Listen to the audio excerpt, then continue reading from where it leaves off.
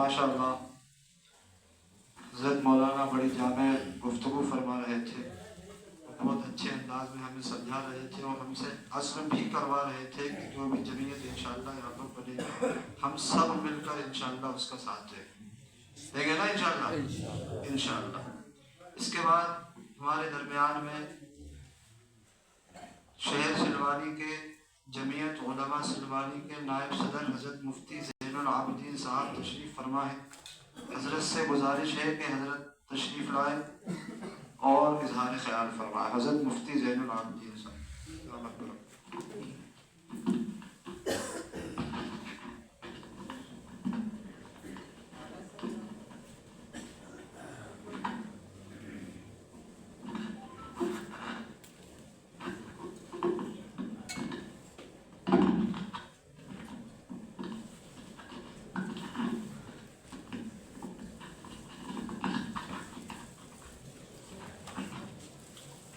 बिस्मिल्लाहिर्रहमानिर्रहीम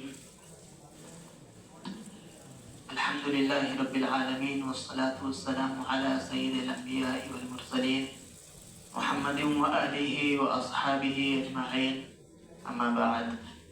क़ाल अल्लाहु तआला इन्नल्लाहा ला युग़य्यिरु मा बिक़ौमिन हत्ता युग़य्यिरु मा बिअन्फुसिहिम। सदक़ल्लाहुल अज़ीम। मेरे मोहतरम बुजुर्गों, अजीज दोस्तों और अतराफ से तशरीफ लाए हुए मेहमानान इज़ाम और गयूर मुसलमानों,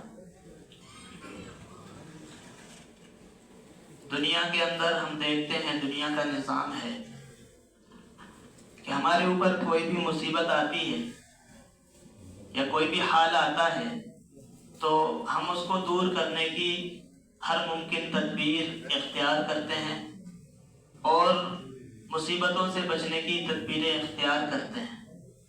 मिसाल के तौर पर हम में से यहाँ बहुत सारे किसान भाई बैठे होंगे कि शुरू से लेकर आखिर तक उस खेती के लिए कितनी मेहनत और तवज्जो करते हैं और जो मुसीबतें खेती पर आने वाली होती हैं उनसे बचाव की हर तदबीर करते हैं। मिसाल के तौर पर खेती की फसल को खाने के लिए जो कीड़े मकोड़े होते हैं उनसे बचाव के लिए हम दवा का छिड़काव करते हैं। फिर इसके अलावा जो दीगर मवेशी होते हैं जो फसल को नुकसान पहुंचा सकते हैं उनसे बचाव के लिए हम तार फेंसिंग कराते हैं वगैरह। इसके अलावा जो भी काम हमारा होता है दुनिया के अंदर और जो भी मुसीबत आने वाली होती है हम उससे बचाव की तदबीरें इख्तियार करते हैं। और ये तदबीर इख्तियार करना ये हमारे बस का काम है, ये हमारा काम है। उसके बाद उस चीज़ की हिफाजत की जिम्मेदारी ये अल्लाह रब्बुल इज़्ज़त की है कि हमें सिर्फ वो काम करना है जो हमारे ज़िम्मे है। उसके बाद अल्लाह रब्बुल इज़्ज़त पर मुकम्मल भरोसा और एतमाद रखना है कि अल्लाह रब्बुल इज़्ज़त अब इस चीज़ की हिफाजत फरमाएंगे। एक मरतबा अल्लाह के नबी सल्लल्लाहु अलैहि वसल्लम के पास अतराफ के एक सहाबी आए। अल्लाह के नबी सल्लल्लाहु अलैहि वसल्लम मदीना मुनव्वरा में होते थे और आपसे मिलने के लिए आसपास के इलाकों से बहुत सारे लोग और सहाबा किराम तशरीफ लाते थे।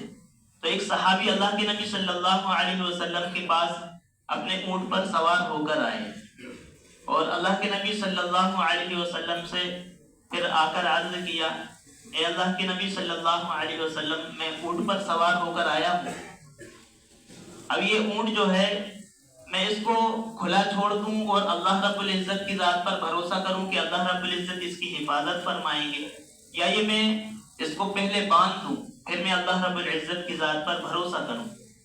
तो अल्लाह के नबी सल्लल्लाहु अलैहि वसल्लम ने इरशाद फरमाया कि पहले अपने ऊंट को बांधो फिर अल्लाह रब्बुल इज़्ज़त की ज़ात पर भरोसा करो। तो सीरत से भी और कुरान और अहादीस से हमें ये सबक मिलता है कि दुनिया में जो आने वाली मुसीबतें होती हैं उनसे बचाव के लिए हमें तदबीर इख्तियार करनी पड़ती है। आज हम देखें कि हमारे इलाकों के अंदर, पूरे मुल्क के अंदर मुसलमानों के जो हालात हैं वो दिन ब दिन नीचे की तरफ को जा रहे हैं। مسلمان ہر اعتبار سے دن بدن زوال کی طرف جا رہا ہے۔ اب ہمیں سوچنا پڑے گا کہ ہمارے زوال کی، ہمارے نیچے جانے کی کیا وجوہات ہیں۔ جس طرح جب کھیتی کے اندر کوئی نقصان ہونے کا اندیشہ ہوتا ہے تو ہم اس کے لیے پوری تدبیریں اختیار کر کے رکھتے ہیں، تو جب ہماری قوم، ہماری ملت، ہمارے افراد جب زوال کا شکار ہے، ہماری قوم زوال کا شکار ہے، تو ہمیں یہ سوچنا پڑے گا کہ ہماری قوم زوال کا شکار کیوں ہے اور ہم اس کو کس طرح سے ہم اپنی قوم کو دوبارہ سے بچا سکتے ہیں۔ میں چند باتیں یہاں پر عرض کروں گا کہ چند باتیں انشاءاللہ بہت نافع ہمارے لیے ثابت ہوں کہ ہمیں کیا کام کرنا چاہیے جس کی وجہ سے ہم اپنی قوم کو آگے لے جا سکیں، ہم اپنی قوم کو آنے والی مصیبتوں سے بچا سکیں، ہم اپنی قوم کو ارتداد سے اور دین بیزاری سے ہم اپنی قوم کو، ہم اپنی نسلوں کو بچا سکیں اور ہم اپنے جان و مال کی حفاظت کر سکیں۔ سب سے پہلا کام جو آج مسلمانوں کو کرنے کی جس کی ضرورت ہے وہ ہمارے اپنے اعمال کو درست کرنے کی ضرورت ہے کہ سب سے پہلے ہمیں اپنا ایمان اور ہمارا دین محفوظ کرنا پڑے گا کہ ہم خود بھی دین پر پابندی سے عمل کرنے والے ہوں، ہماری اولاد بھی دین پر عمل کرنے والی بنے، ہمارے گھروں میں بھی ہمارے اہل خانہ بھی دین کے پابند بنے۔ اس کے بعد ہمارے محلوں کے اندر کوئی نا اتفاقی نہ ہو، ایک دوسرے کے ساتھ کوئی لڑائی جھگڑے نہ ہو، باہم مل جل کر رہنا، اتحاد اور اتفاق کے ساتھ رہنا، یہ نبی کریم صلی اللہ علیہ وسلم نے یہ اپنے صحابہ کو سکھایا تھا۔ اور صحابہ کے اندر اجتماعیت، ایک دوسرے کو لے کر چلنا، ایک دوسرے کی مصیبتوں میں کام آنا، یہ صحابہ کرام کی صفت تھی۔ تو دوسری چیز ہے کہ ہم اپنے اندر اجتماعیت پیدا کریں، ساری قوم کی فکر کرنے والے بنیں اور اپنی آنے والی نسل نو کی صحیح تعلیم و تربیت کا انتظام کرنے کی ہمارے اندر فکر ہو کہ آج ہم دیکھیں کہ ہماری نئی نسل کو، مسلمانوں کو ارتداد کا شکار بنانے کے لیے طرح طرح کے ہتھ کنڈے اختیار کیے جا رہے ہیں۔ تو ہمیں اس کی فکر کرنا پڑے گی کہ ہمارے بچوں کو ہم دین کی صحیح تعلیم و تربیت دیں، کہ ہمارے بچوں کی دینی تعلیم بھی درست ہو۔ اگر ہم عصری تعلیم بھی دلوائیں تو ہمیں اس پر نگرانی رکھنی پڑے گی کہ ہمارے بچے اسکولوں میں جا کر کیا سیکھ رہے ہیں، کہیں یہ ان کو شرک تو نہیں سکھایا جا رہا، کہیں یہ ارتداد کی طرف تو نہیں جا رہے۔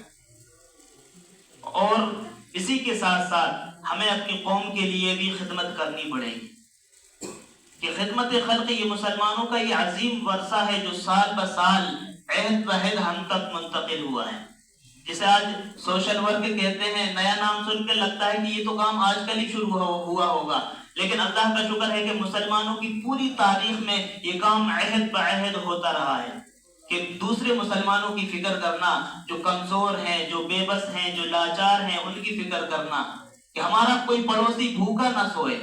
ہمارے محلے میں اگر کوئی پریشان حال ہے تو ہم اس کی پریشانی کی، اس کی خبر لیں اور اس کی ضرورتوں کو پورا کرنے کی کوشش کریں۔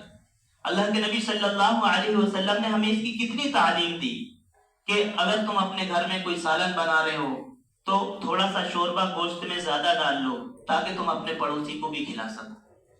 یہ اللہ کے نبی صلی اللہ علیہ وسلم نے اپنے پڑوسیوں کے حقوق بتلائے۔ اور ہمارے محلے کے اندر، ہمارے اطراف کے اندر کوئی ایسے لوگ تو نہیں ہیں جو بہت زیادہ پریشان حال ہوں اور ان کا کوئی پرسان حال نہ، تو اس چیز کی فکر کرنے کی ضرورت ہے۔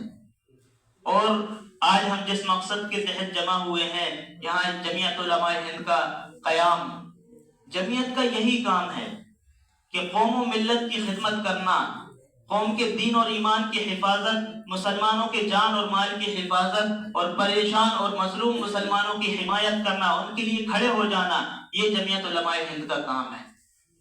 ہم میں سے بہت سارے افراد ایسے ہوں گے جو سوچتے ہوں گے کہ ہم اپنی قوم کے لیے کچھ کریں، ہمارے محلے کے اندر غریب ہیں، بیوائیں ہیں، ہم ان کے لیے کچھ کریں، ہمارا کوئی بھائی پریشان ہے اس کے لیے کچھ کریں۔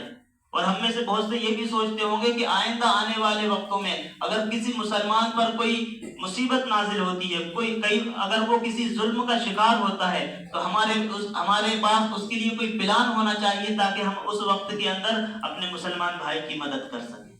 ہم میں سے ہر شخص کے دل میں یہ جذبہ ہوگا ایک مسلمان ہونے کے ناطے دوسرے مسلمان کی مدد کرنا، لیکن انفرادی طور پر انسان چاہے تو بھی کام نہیں کر سکتا. بہت سے ہر انسان سوچتا ہے لیکن کام شروع نہیں ہوتا.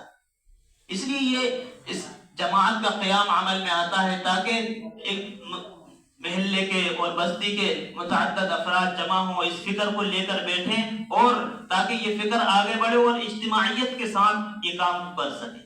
انفرادی طور پر کام کرنا بہت مشکل ہوتا ہے. علامہ اقبال نے کہا تھا کہ فرد قائم ربط ملت سے ہے تنہا کچھ نہیں. یہ جو فرد ہے، ہم میں سے ایک ایک شخص فرد ہے، یہ کچھ بھی نہیں ہے جب تک اس کا انضمام اور اس کا جوڑ پوری ملت کے ساتھ نہیں ہوگا.